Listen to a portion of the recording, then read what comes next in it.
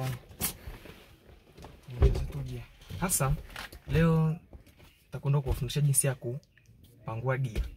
Gari letu kama unavyoona, waonyesha hapa kabisa. Unavyoona hapa hivi ni gia 5.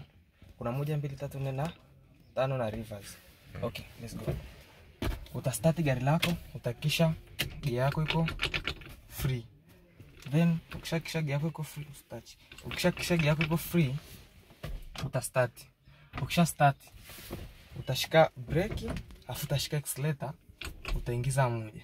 Utacheck muda, unachia clutch mdogo mdogo, unachia brake, unashika accelerator, unaondoka. Unashika clutch tena, unaingiza 2. Neutral 3. Wewe unashika clutch kile unapopangua gia. Hapo tuko 3, tuenda 4. 5 hiyo ni high speed. Nategemea labda na barabara unaotembea ni highway.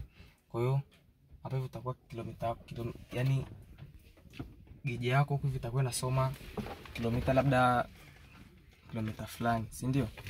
Okay. Nitakwenda kurudia. Just do moment. Waonyeshe basi. Naanza.